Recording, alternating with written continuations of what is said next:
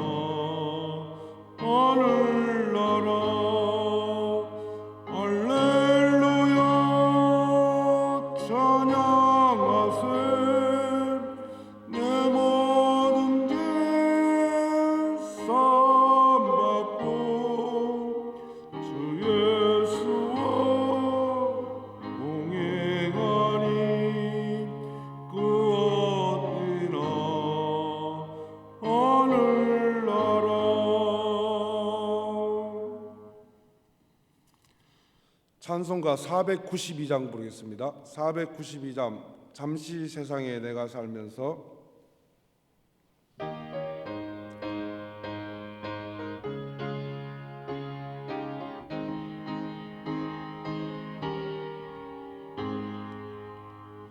잠시 세상에 내가 살면서 항상 찬송 부르다가 날이 저물어 오라 하시며 영광 중에 나아가리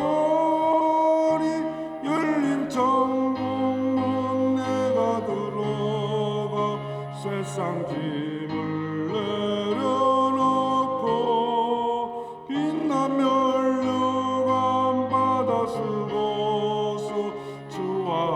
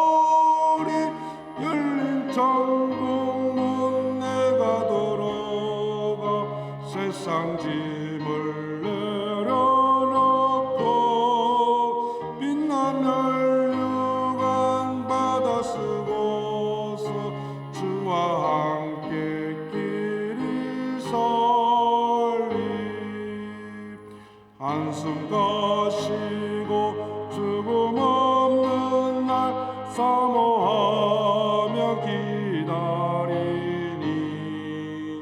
내가 거리던 주를 배울 때 나의 기쁨 넘치리라.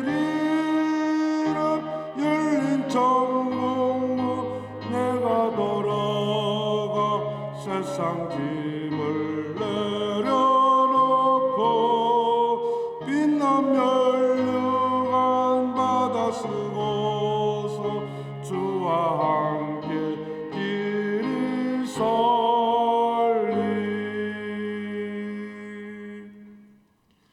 사도신경 함으로써 우리의 신앙을 고백하겠습니다. 나는 전능하신 아버지 하나님 천지의 창조주를 믿습니다.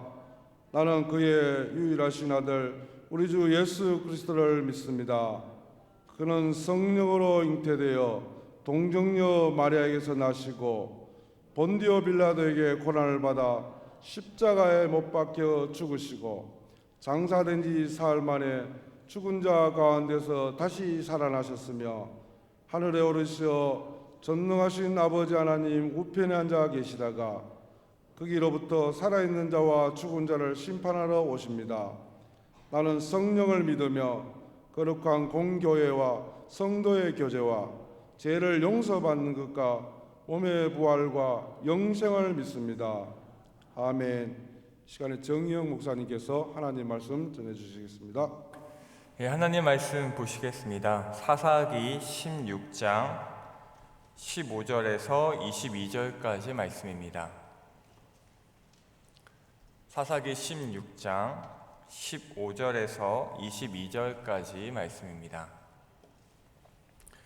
구약성경 390쪽 근처에 있습니다. 사사기 16장 15절에서 22절까지 말씀 제가 봉독해 드리겠습니다. 들릴라가 삼손에게 이르되 당신의 마음이 내게 있지 아니하면서 당신이 어찌 나를 사랑한다 하느냐. 당신이 이로써 3번이나 나를 희롱하고 당신의 큰 힘이 무엇으로 말미암아 생기는지를 내게 말하지 아니하였도다 하며 날마다 그 말로 그를 재촉하여 조르매 삼손의 마음이 번뇌하여 죽을 지경이라. 삼손이 진심을 드러내어 그에게 이르되 내 머리 위에는 삭도를 대지 아니하였나니 이는 내가 모태에서부터 하나님의 나시린이 되었음이라. 만일 내 머리가 밀리면 내 힘이 내게서 떠나고 나는 약해져서 다른 사람과 같으리라 하니라. 들릴라가 삼손이 진심을 다 알려주므로 사람을 보내어 블레셋 사람들의 방백들을 불러 이르되 삼손이 내게 진심을 알려주었으니 이제 한 번만 올라오라 하니 블레셋 방백들이 손에 은을 가지고 그 여인에게로 올라오니라.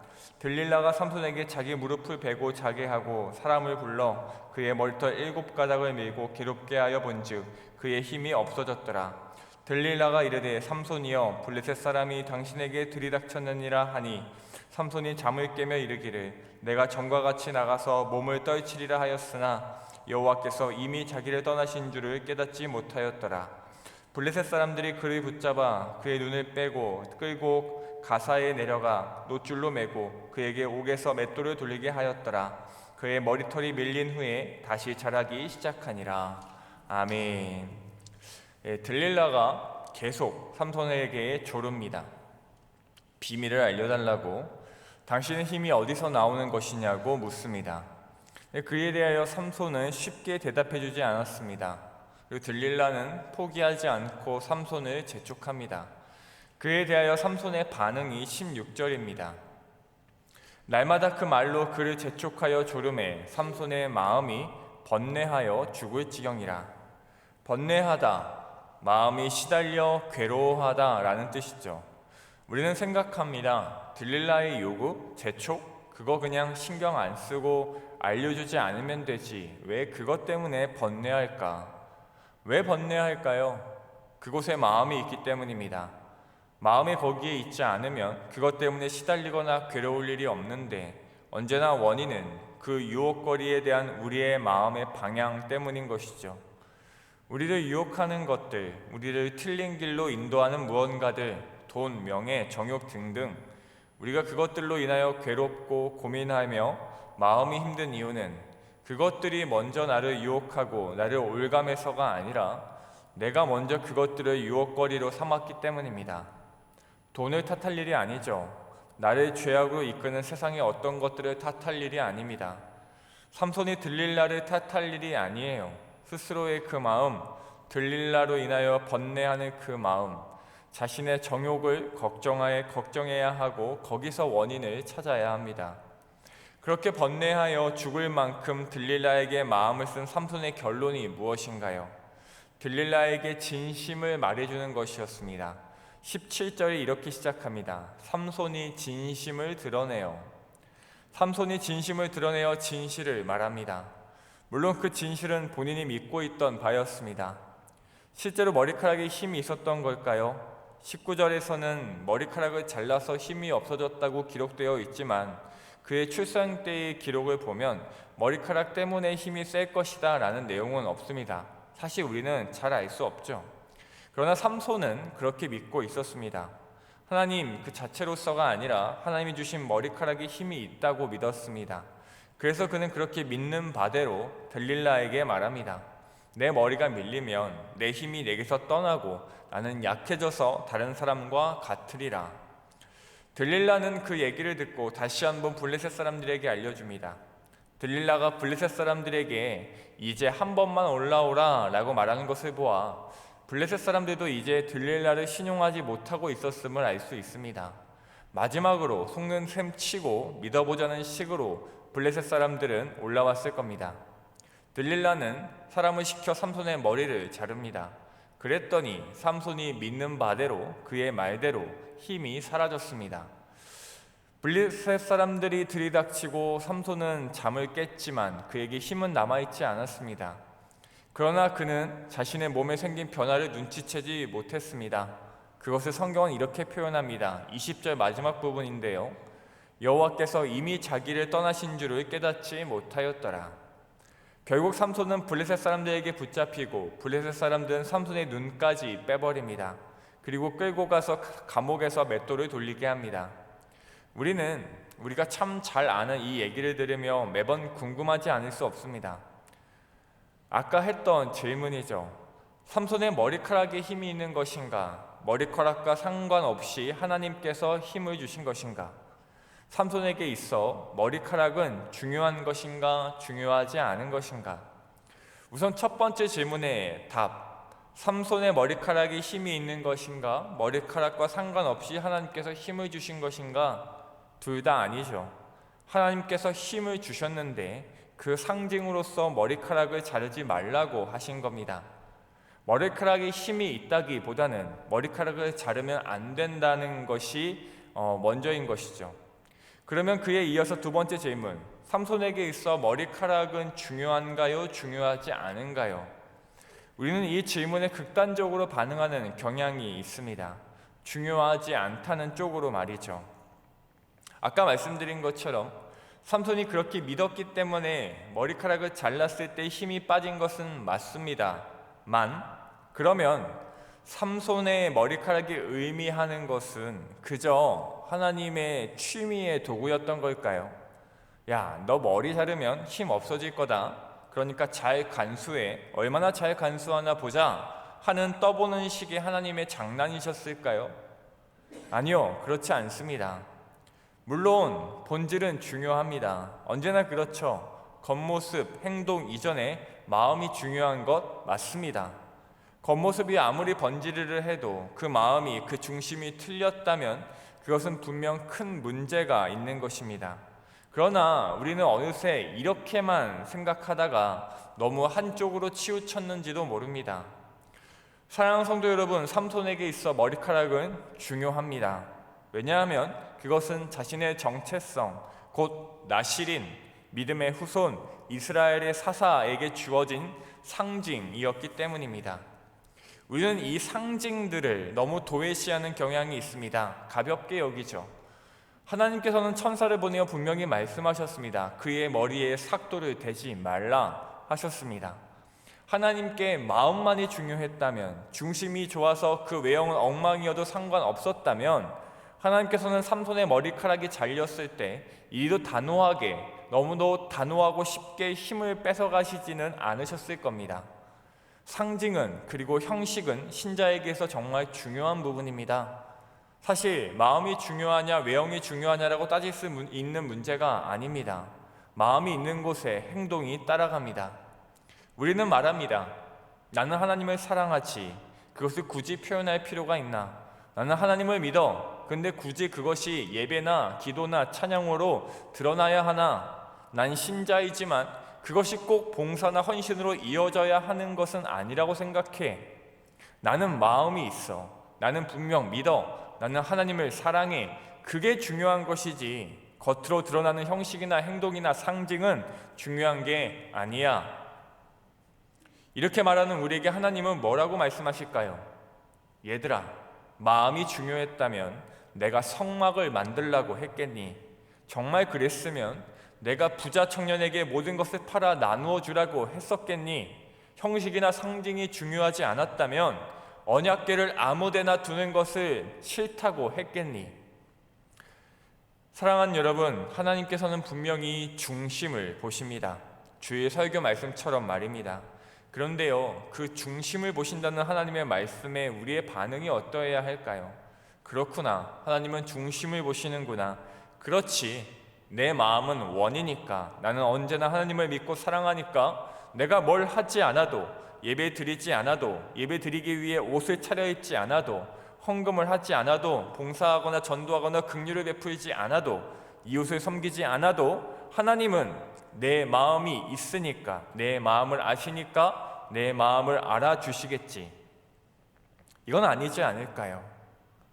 우리가 하나님께서 중심을 보신다는 말씀을 제대로 들었다면, 하나님의 자녀로서 그 백성으로서 이 말씀을 잘 들었다면, 이 말씀에 대한 반응은 내 중심이 하나님께 있기를, 그 중심을 통해 하나님께 잘 쓰임 받기를, 내 중심이 내 겉모습과 내 표정과 말과 행동으로 잘 드러나기를 이어야 할 것입니다.